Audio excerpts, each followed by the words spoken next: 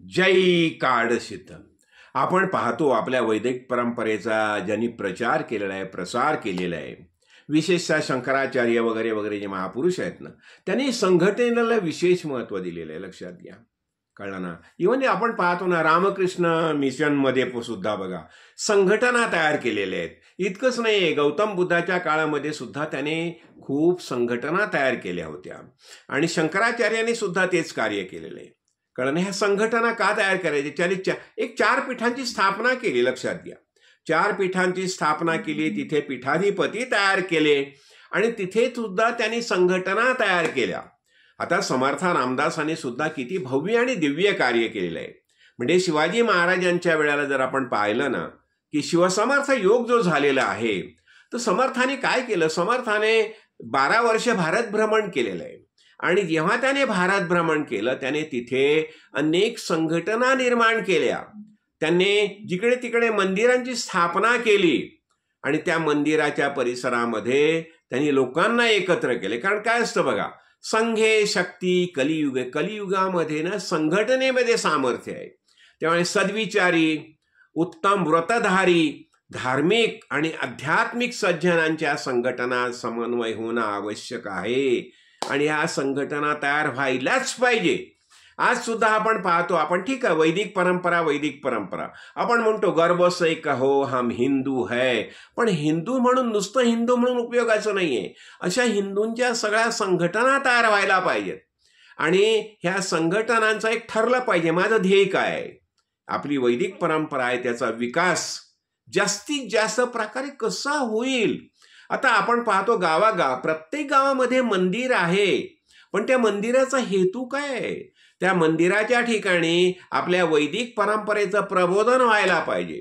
रामायण म्हणा, महाभारत म्हणा, कळलं ना, नंतर वेद उपनिषद म्हणा, या अनेक ग्रंथांचं तिथे पारायण व्हायला पाहिजे, तिथे प्रबोधन व्हायला पाहिजे आणि ही जी आपली वैदिक परंपरेचं महात्म्य जे आहे ते जास्तीत जास्त लोकांपर्यंत पोचायला पाहिजे.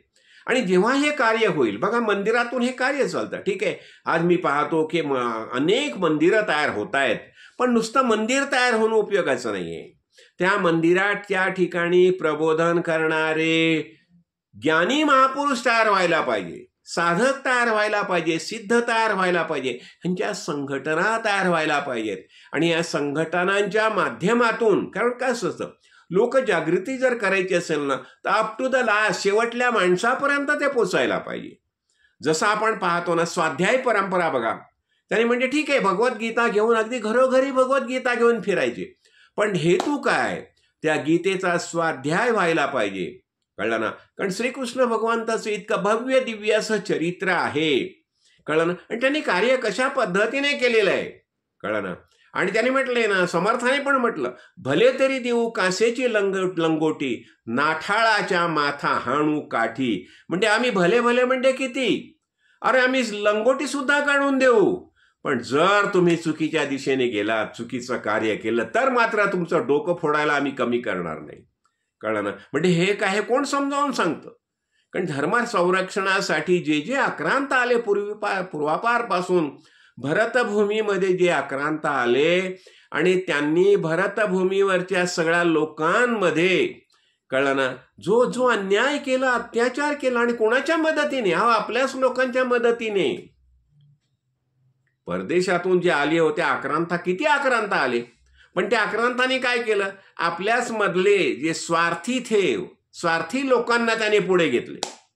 कळलं ना. स्वार्थी लोकांना त्याने कुणाला कारभारी बनवलं, कुणाला जमादार बनवलं, कुणाला कॅप्टर बनवलं, कळलं ना. कुणाला सनदी दिल्या आणि हे सगळं सनदी आणि पैसा कोणाचा? आपल्याच लोकांचा पैसा.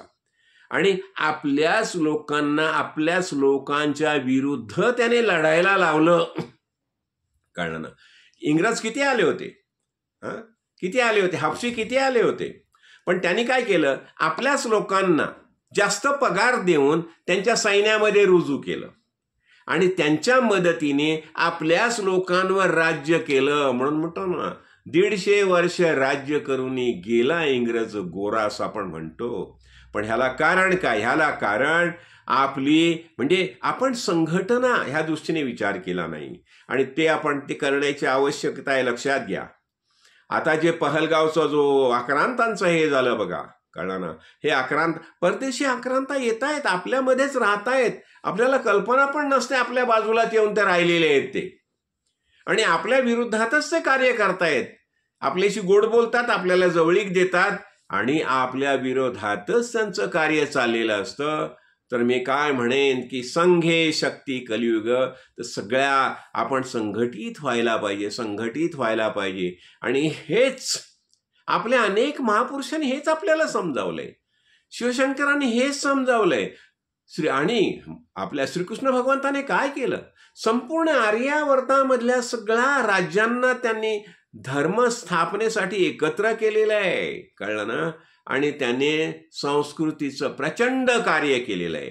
तर तसंच कार्य आपण सुद्धा करायला पाहिजे, लक्षात घ्या. म्हणून म्हणतात उत्तिष्ठत जाग्रत प्राप्य वरान निबोधत, उठा उठा जागे व्हा. आणि हे परकीय आक्रांता वगैरे येऊन जे आपल्यामध्येच छद्मवेशाने प्रवेश करून आपल्यावर हल्ला करतायत, त्यांच्यापासून सावध राहा. आणि सावधगिरीची सूचना सगळ्यांपर्यंत पोचायला पाहिजे, प्रत्येकाने सावध राहायलाच पाहिजे, कळलं ना. त्याच्याशिवाय ह्या आक्रांतांच्या विरोधात आपण कार्य करू शकणार नाही. हे सामर्थ्य आपल्यामध्ये आहे, आपल्या वैदिक परंपरेमध्ये सामर्थ्य आहे, पण त्याच्यासाठी आपण एकत्र येऊन संघटितरित्या कार्य करायला पाहिजे. सद्गुरु माऊलीच्या कृपाशीर्वादाने सगळ्यांना हे सामर्थ्य प्राप्त व्हावं, हे श्रीचरणी प्रार्थना. जय काळ सिद्ध, जय काळ.